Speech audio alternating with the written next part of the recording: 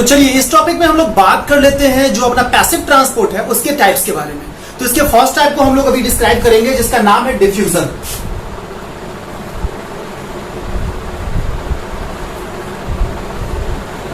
Diffusion के बारे में हम लोग बात कर लेते हैं। तो डिफ्यूजन क्या है?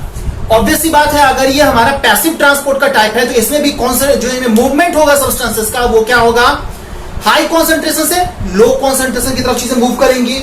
यहां पे हम लोग ऐसे लिख सकते हैं, movement of substances from high concentration to low concentration move करता है। क्या क्या सब्सटेंस मूव करता है? तो सब्सटेंस में भी सॉलिड, लिक्विड, गैस तीनों रह सकता है, और इसको हम लोग बात करें तो रह सकता है सॉल्यूट और सॉल्वेंट। ये चीजें रह सकती है मूवमेंट के लिए। तो ये चीजें जब मूव करेंगी तो मैंने बात करा था जो पैसिव ट्रांसपोर्ट क्या करता है कि इसमें एनर्जी की रिक्वायरमेंट नहीं है, no energy required, no energy required, energy की रिक्वायर्ड इसमें नहीं होगी। दूसरा, इसमें क्या है कि कोई सेमी परमेबल मेम्ब्रेन की जरूरत नहीं पड़ेगी, semi permeable membrane non required, membrane not required. ठीक है, डिफ्यूजन के बारे में हम लोगों ने देख लिया है कि जो है पैसिव ट्रांसपोर्ट का टाइप है और क्या क्या कैसे कैसे चीजें मूव करती है। ऑब्वियस सी बात है, यहां हम लोगों ने देखा कि सॉलिड, लिक्विड और गैस तीनों चीजें जो है इसके जरिए मूव कर सकते हैं। अगर हम बात करें कि अब क्या क्या फैक्टर है जो अफेक्ट करते हैं डिफ्यूजन को, डिफ्यूजन के जरिए क्या मतलब बहुत सारी चीजें अगर हम बात करें, जैसे कि वाटर का जो ट्रांसपोर्टेशन होता है, गैस का जो ट्रांसपोर्टेशन होता है, कहीं कहीं जो है ये सब चीजों में हेल्प करते हैं। उनको हम लोग एक एक करके हम लोग देख लेते हैं यहां पर में। जैसे क्या क्या चीजें अफेक्ट करते हैं, फैक्टर अफेक्ट डिफ्यूजन। डिफ्यूजन को कौन कौन से फैक्टर जो है अफेक्ट करते हैं? तो फर्स्ट जो फैक्टर हो जाएंगे वो हो जाएगा अपना टेम्परेचर। टेम्परेचर अफेक्ट करेगा। टेम्परेचर अगर हम इंक्रीज करते हैं तो जो डिफ्यूजन का प्रोसेस है वो क्या हो जाएगा, टेम्परेचर जैसे जैसे इंक्रीज होगा डिफ्यूजन का प्रोसेस भी इंक्रीज हो जाएगा।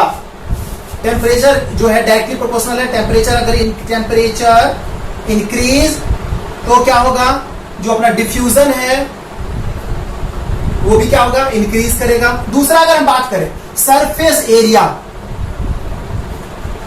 सरफेस एरिया के बारे में बात कर लेते हैं। सरफेस एरिया कैसा होता है और अगर ये इंक्रीज करता है तो क्या, सरफेस एरिया की अगर बात करें तो जितना सरफेस एरिया ज्यादा रहेगा डिफ्यूजन उतना ही फास्टर होगा।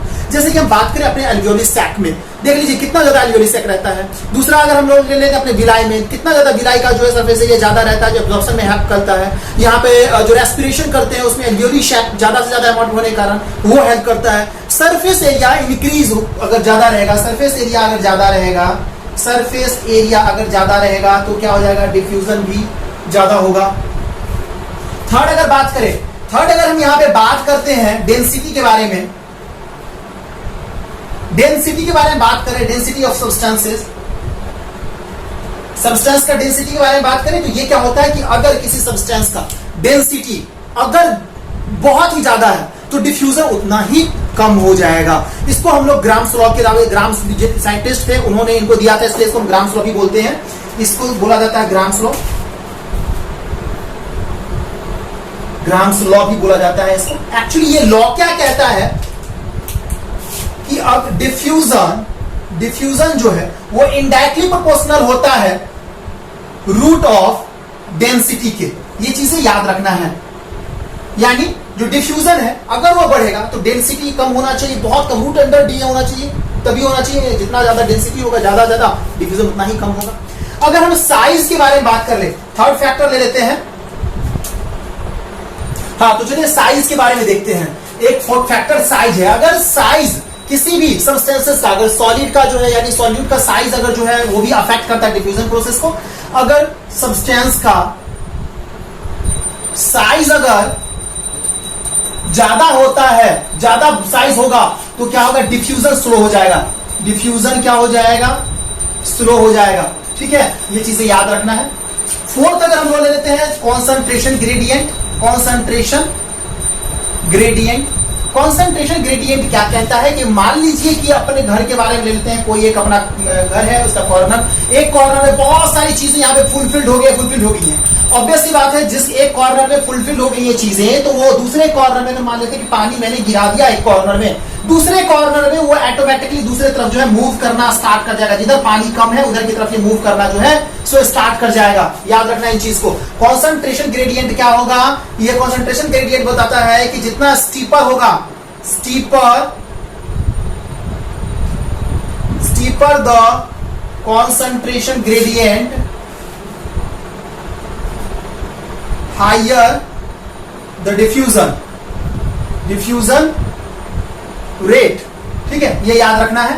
फिफ्थ क्वेश्चन, फिफ्थ क्या कह रहा है, इसी हिसाब से देख ले। प्रेशर ग्रेडियंट, प्रेशर ग्रेडियंट होता है, प्रेशर ग्रेडियंट भी सेम हो जाएगा कि जितना स्टीपर प्रेशर रहेगा, प्रेशर जितना स्टीपर रहेगा उतना ही ज्यादा जो है फास्ट रहेगा। Steeper the pressure faster rate of diffusion. ठीक है, अब हम लोग ले लेते हैं, ये सारे पॉइंट हम लोगों ने देख लिया है। एक पॉइंट और बचा हुआ है, मेम्ब्रेन परमिएबिलिटी को लेकर के ले लेते हैं। मेम्ब्रेन परमिएबिलिटी अपना क्या कहता है? अगर बात कर ले, नेक्स्ट पॉइंट है, अगर मान लेते हैं प्लाज्मा मेम्ब्रेन है, उसके परमिएबिलिटी के बारे में बात करते हैं। 4, 5 और ये 6, 7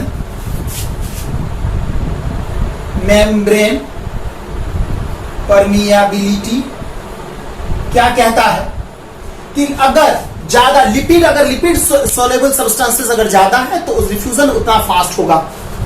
if substance is lipid soluble, diffusion will be faster, diffusion will be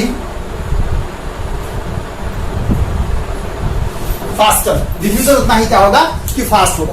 तो एक्चुअली ये सारी चीज हम लोगों ने डिफ्यूजन के बारे में देख लिया। डिफ्यूजन एक प्रोसेस है, हाई से लो की तरफ चीजें मूव करती है, थोड़ा सा स्लोली होगी, प्रोसेस थोड़ा स्लो होगा इसका और मूवमेंट में हेल्प करेगा।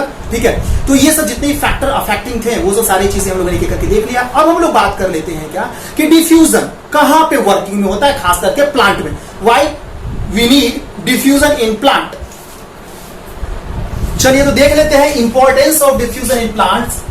Importance of diffusion in plants, क्या क्या इंपॉर्टेंस है? तो फर्स्ट हम लोग ले लेते हैं CO2 को आने में और ऑक्सीजन के जाने में। पहले हम लेते हैं CO2 के in and out for photosynthesis and respiration respectively. यहां पे चीज हम क्या देख रहे हैं कि अपना जो फोटोसिंथेसिस है उसमें CO2 की जरूरत पड़ती है और रेस्पिरेशन में क्या होता है कि CO2 बाहर जाता है। तो ये जो आना है और जाने का, CO2 के अंदर आने और जाने का जो प्रोसेस होता है प्लांट्स में, वो खास करके डिफ्यूजन प्रोसेस के जरिए होता है। और इसी के जस्ट बाद में अगर ले ले तो ऑक्सीजन का भी सेम होगा। Second, oxygen in and out for photosynthesis and photosynthesis. पहले रेस्पिरेशन होगा क्योंकि इन होता है, रेस्पिरेशन के अंदर आता है, रेस्पिरेशन में O2 लिया जाता है प्लांट्स के द्वारा भी। रेस्पिरेशन एंड फोटोसिंथेसिस बाहर निकलता है, सिंथेसिस रेस्पेक्टिवली। ये चीजें याद रखना है कि जब फोटोसिंथेसिस होता है तो उसमें ऑक्सीजन क्या होता है, फोटोसिंथेसिस में लिबरेट होता है और रेस्पिरेशन में लिया जाता है। थर्ड जो प्रोसेस है उसका नाम है ट्रांसपिरेशन। ट्रांसपिरेशन में क्या होता है? ट्रांसपिरेशन क्या कहता है? वाटर का लॉस होना by stomata with the help of sunlight, with the help of sunlight. Sunlight अगर ज्यादा से ज्यादा होगी तो क्या होता है कि जो एक्सेस ऑफ वाटर होगा वो जो स्टोमेटा वाला पार्ट होता है लीफ के एपिडर्मिस वाले पार्ट पे वहां से जो है रिमूव होते जाता है ट्रांसपिरेशन वेपर के फॉर्म में बन करके, उसको ट्रांसपिरेशन बोलते हैं। तो ये सब सारी चीजें हम लोगों ने देख लिया कि क्यों ये इंपॉर्टेंस रखता है डिफ्यूजन प्लांट्स के लिए। तो इस तरह से ये टॉपिक हम लोगों ने खत्म कर लिया है। अब नेक्स्ट टॉपिक में हम लोग बात करेंगे ऑस्मोसिस के बारे में।